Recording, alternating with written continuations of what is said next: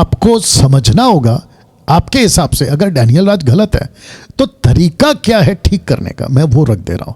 तो लिखा है कि मसीह जनता, आपको ये समझना होगा, और साथ ही साथ जो मेरे विरोध में वीडियो बनाते हैं उनको भी समझना होगा। सबसे पहले यीशु जी क्या कहते हैं आइए सुनते हैं।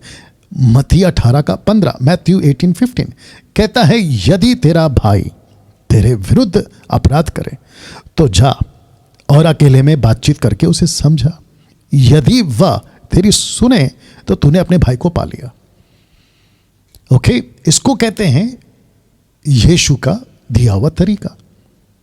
आपको लगता है ना मैं आपका अपराधी हूं, आपको लगता है ना मैंने अपराध किया है, तो आपका फर्ज क्या था? आपको मुझे बातचीत करना था अकेले में, नॉट पब्लिकली। आपको बातचीत करना था मुझसे। हम बैठ के बात करते, आपकी जो कंफ्यूजन है मैं ठीक करता, मेरी जो कंफ्यूजन है आप ठीक करते, और बात वहां पे निपट जाती। You understand? लेकिन आपने क्या किया? आपने अपनी गुंडाई दिखा दी, गुंडागर्दी दिखा दी।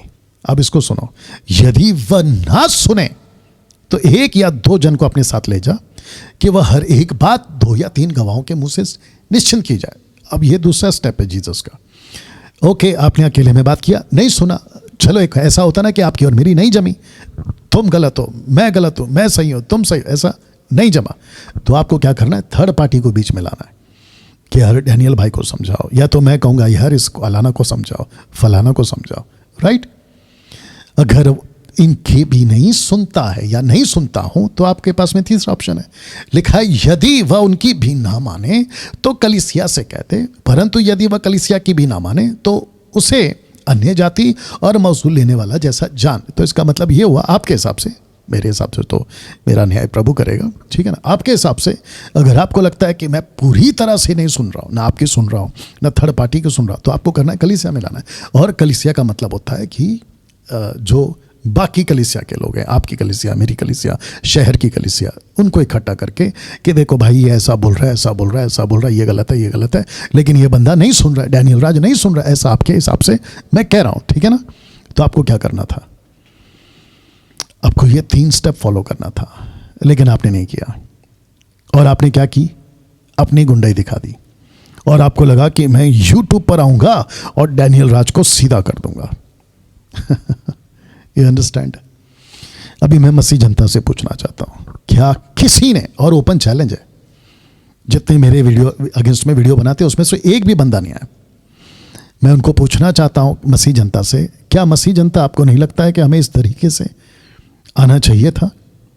यूट्यूब का प्लेटफॉर्म, परमेश्वर की दया से फेसबुक का प्लेटफॉर्म, इंस्टाग्राम का प्लेटफॉर्म, या फिर जितने भी सोशल एक्टिविटीज के माध्यम से या सोशल प्लेटफॉर्म्स होते, माफ करना, उसके जरिए से परमेश्वर का धन्यवाद हो कि सुसमाचार सुनाने का हमको एक अच्छा मौका मिला।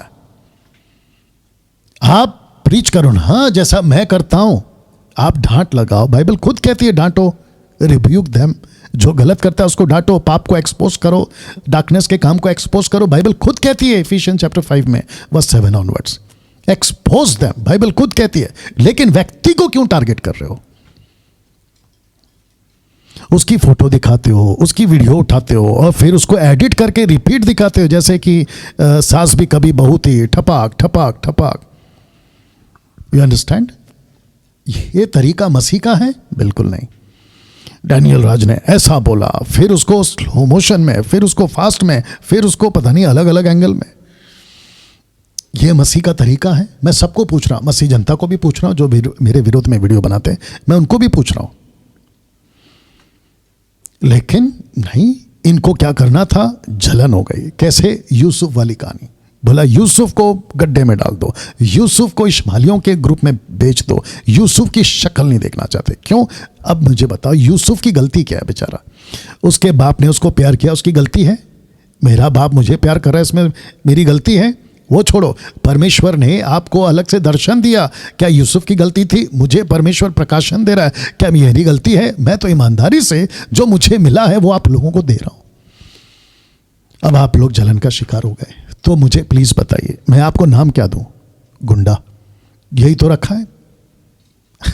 यही तो रखा है, आत्मिक जलन का शिकार हो गए, यूट्यूब का आत्मीय जलन का बुखार, आत्मीय जलन का शिकार, यूट्यूब का बुखार। बोला हम तो यूट्यूब बनाएंगे, यूट्यूब चैनल पे अपना वीडियो बनाएंगे। अब आपको और एक चीज़ एंगल दे देता हूँ, आप देखिएगा। आज भी एक को रखूँगा, अभी रखता हूँ क्योंकि टाइम काफ़ी है हमारे पास में। आपको पता है इनकी वीडियो जब ये बनाते हैं ना, तो इनका मकसद एक ही होता है, जितना जल्दी हो सके सब्सक्राइबर बढ़ाओ, सब्सक्राइबर बढ़ाओ, सब्सक्राइबर बढ़ाओ। अच्छा, जब इनकी पब्लिक आती है ना, तो ये उनको इतना प्यार से बात करते हैं, यस डैश डैश जी, डैश डैश जी जी जी जी लगाते हैं। और जब मेरी डायरेक्ट बात आती है तो कहते हैं डैनियल राज, डैनियल राज। वाह बेटा, इससे पता चलता है कि तुम्हारी नफरत कितनी है मेरे लिए, या तुमको कितनी चिढ़ है मेरे से। ओके, तो ये हो गया यीशु जी का स्टाइल। अब इसको पढ़ते हैं। गलातियों 6:1 लिखा है, हे भाइयों, यदि कोई मनुष्य किसी अपराध में पकड़ा जाए, आपके हिसाब से, मैं अपराधी हूं ना, आपके हिसाब से, यदि कोई किसी अपराध में पकड़ा भी जाए, तो तुम जो आत्मिक हो, लिखा है नम्रता के साथ ऐसे को संभालो, अपनी भी चौकसी रखो कि तुम भी परीक्षा में ना पड़ो। तो इसको कहते हैं पहला आत्मिक होना चाहिए। आपको लगा मेरे से गलती हो गई, मेरा प्रचार गलत है, तो फिर आपकी आत्मिकता कहाँ गई? वो छोड़ो, आपकी नम्रता कहाँ गई? लेकिन आपने क्या कहा यूट्यूब पर आकर? डैनियल नालायक है, डैनियल के अंदर शैतान घुस गया, ये लूसीफर है। आप मुझे प्लीज़ बताओ मसीह जनता, क्या ये इसके हिसाब से चल रहे हैं? और एक वचन रख रहा हूँ, मैं चाहता हूँ कि आप इसको ध्यान से सुने। तीतुस 3:10, किसी पाखंडी को 1-2 बार समझा बुझाकर उससे अलग रहे। आपके हिसाब से मैं पाखंडी हूँ, आपके हिसाब से मेरा न्याय प्रभु करेगा, लेकिन आपके हिसाब से मैं पाखंडी हूँ, तो मेरे को 1-2 बार समझाओ तो सही, और मुझसे अलग हो जाओ। लेकिन आप क्या कर गए? मेरे पीछे पड़ गए। आपको याद होगा मैंने कहा था ना कि हाथी चले बाजार, कुत्ते भूखे आजार। और फिर मैंने क्या कहा था कि मैं अपनी एक नई गाड़ी ले रहा हूँ और उसकी स्पीड ज़्यादा बढ़ा दिया। क्यों? क्योंकि कुत्ता जब भौंकता है गाड़ी को देखकर, तो आदमी क्या करना है? रोकना नहीं है, बल्कि भगा देना है, गाड़ी का स्पीड बढ़ाना है। वही मैं कर रहा हूँ, और आज उसका नेक्स्ट लेवल आप देख रहे हैं। तो कुछ कुत्ते गाड़ी को देखकर भौंकना शुरू करते हैं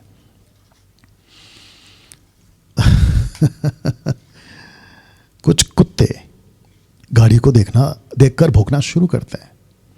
यूट्यूब पर आपको अगर कोई दिखा जिसकी स्पीड बहुत है और जो बड़ी तेजी से काम कर रहा है, कुछ लोगों का जिसको मैंने नाम दिया है यूट्यूब के गुंडे, बहुत ध्यान से सुनना। अभी तुम देख रहे हो, मुझे मालूम है, तुम भी सुन रहे हो, तुम लोग भौंकना शुरू कर देते हो। मेरा क्वेश्चन है क्यों? वजह क्या है ये करने की? आपके लिए अब इस कड़ी में एक आखिरी स्क्रिप्चर रख रहा हूं, और मैं चाहता हूं कि सलोमी आप इसको पढ़ेंगे जी। रोमियों की किताब उसका 14:1 से पढ़ेंगे आप। जो विश्वास में निर्बल है उसे अपनी संगति में ले लो, परंतु उसकी शंकाओं पर विवाद करने के लिए नहीं। एक को विश्वास है कि सब कुछ खाना उचित है, परंतु जो विश्वास में निर्बल है वह सात पात ही खाता है। साग पात जी। खाने वाला न खाने वाले को तुच्छ न जाने, और न खाने वाला खाने वाले पर दोष न लगाए, क्योंकि परमेश्वर ने उसे ग्रहण किया है। तू कौन है जो दूसरे के सेवक पर दोष लगाता है? यहाँ रुक जाएंगे। जिसको मैंने बोल्ड किया हुआ है, देखिए आप उसका फॉन्ट्स को है ना, मैंने बोल्ड किया हुआ है। ओके, मैं चाहता हूं कि ये चौथा वचन को आप ध्यान दीजिए। लिखा है कि तू कौन है जो दूसरे के सेवक पर दोष लगाता है। आपको बता दूं, और मैं बार बार बोलता रहूंगा, आगे भी बोलता रहूंगा, डैनियल राज कभी किसी को व्यक्तिगत टारगेट नहीं किया है। ओपन चैलेंज है मेरा, किसी को व्यक्तिगत टारगेट नहीं किया मैंने। मेरे पास वीडियो नहीं आते, ऑफकोर्स आते हैं। क्या उल्टी सीधी वीडियो मेरे को नहीं भेजा जाते कि ठपाक ठपाक गिरा रहे हैं, खुद भी गिर रहे हैं, दूसरों को भी गिरा रहे हैं, आत्मा के नाम पे पता नहीं तमाशा चल रहा है। मेरा खून नहीं खोलता, बिल्कुल खोलता है, लेकिन मैं क्या करता हूँ, उसको एक्सपोज नहीं करता, उसकी नाम को, फोटो को नहीं करता, मैं उसकी हरकतों को एक्सपोज करता हूँ। तो ये डिग्निटी रखो ना, ये सभ्यता रखो ना, ये ईमानदारी रखो ना, ये सच्चाई रखो ना। आपको किसने कहा कि तुम परमेश्वर की जगह पे बैठकर तुम दूसरों को दोषी देते बैठो? ये गलत है, वो गलत है, और वो भी उसका फोटो दिखाकर। प्रीच करो, बाइबल खुद कहती है प्रीच करो, डांटो, सब कुछ करो, लेकिन व्यक्तिगत टारगेट क्यों? अब आगे पढ़ते हैं जी। तू कौन है, यहां से पढ़िए जी। तू कौन है जो दूसरे के सेवक पर दोष लगाता है?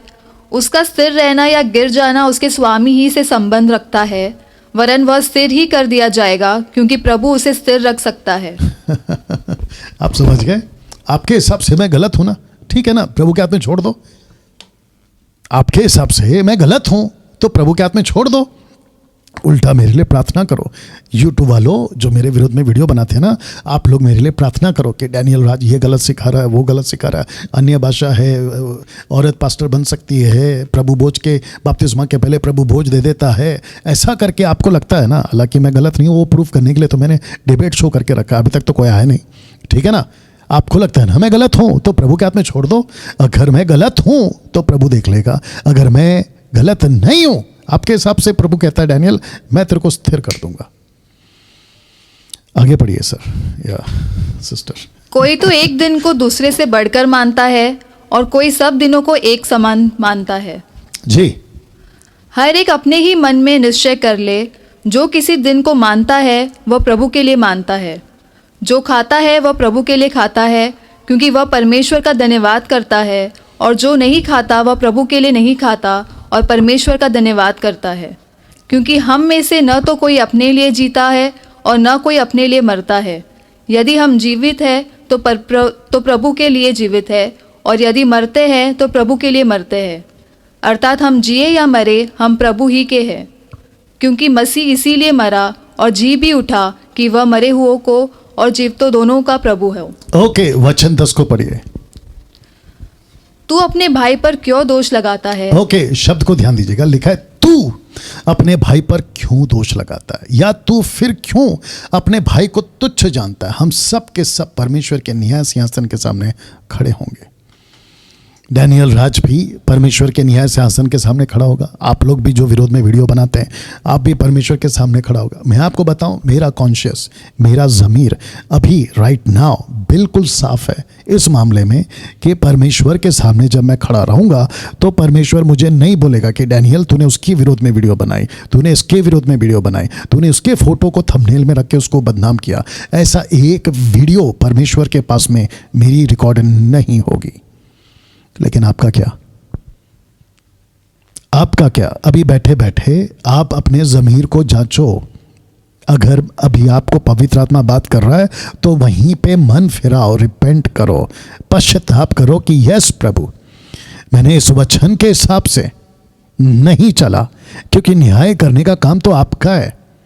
लेकिन मैंने एक आदमी को सोशल प्लेटफॉर्म पे अपने फायदे के लिए उसकी फोटो लगाकर उसको बदनाम कर दिया।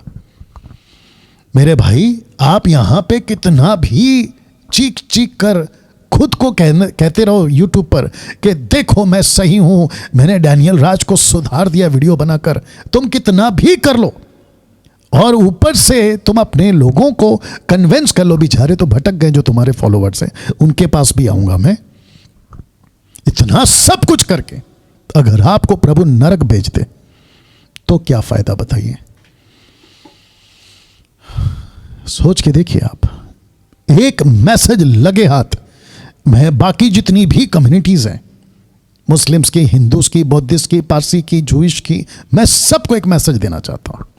नफरत से कुछ नहीं होगा साहब, नफरत से कुछ नहीं होगा। आप एक दूसरे की को काटने के लिए दौड़ते हो, एक दूसरे को बदनाम करते हो, आप एक दूसरे को पता नहीं क्या क्या अनाप शनाप बकते हो, व्यक्तिगत टारगेट करते हो। मैं फिर कहता हूं, जब बात आए ना प्रीचिंग की तो डंकी की चोट पे करो, डांटो, सब कुछ करो। गलत है तो गलत है, लेकिन व्यक्ति को टारगेट क्यों कर रहे हैं आप? तो लिखा है कि तू अपने भाई पर दोष क्यों लगाता है, या तू फिर क्यों अपने भाई को तुच्छ जानता है। हम सब के सब परमेश्वर के न्याय सिंहासन के सामने खड़े होंगे। अब कुछ बुद्धिजीव लोग मेरे इस स्टेटमेंट को कॉन्ट्रडिक्ट कर सकते हैं। डैनियल भाई, आपको कॉन्टेक्स्ट नहीं पता है। ओके ठीक है, रुक जाओ रुक जाओ, मैं जानता हूं कि ये कॉन्टेक्स्ट क्या है, लेकिन ये जो 10 वचन है ना, ये क्या कह रहा है? ये कौन सा कॉन्टेक्स्ट है जो लिखा है कि हम सब के सब परमेश्वर के सामने खड़े होंगे? ये कौन सा कॉन्टेक्स्ट है? हाँ, बात यहाँ पे हो रही है वेज और नॉन वेज की, बात यहाँ पर हो रही है मीट खाने की या साग पात खाने की, मैं समझता हूँ। लेकिन ये जो वचन का 10 सेकंड लाइन है ना, ये क्या है कि तू दोष लगाता ही क्यों है? वो चाहे कैसा भी हो, परमेश्वर के सामने खड़ा होगा। जिसने गलती की है वो भी खड़ा होगा, जिसने गलती नहीं की है वो भी खड़ा होगा। तो उसको करने दो ना जज। वक्त से पहले तुमने क्यों हाथ में डंडा उठा लिया कि मैं तो डैनियल राज को सुधार के रहूंगा? अच्छे अच्छे नहीं कर सके साहब, तुम क्या करोगे? या बीच बीच में मेरा आएगा नेचर, क्या कर सकते हैं, बर्दाश्त करो, क्योंकि हमने तुमको बहुत बर्दाश्त किया है, अब तुम्हारी बारी है। ओके, आगे पढ़िए वचन 11 जी। क्योंकि लिखा है, हाँ, प्रभु कहता है, मेरे जीवन की सौगंध कि हर एक घुटना मेरे सामने टिकेगा और हर एक जीभ परमेश्वर को अंगीकार करेगी। इसलिए हम में से हर एक परमेश्वर को अपना अपना लेखा देगा।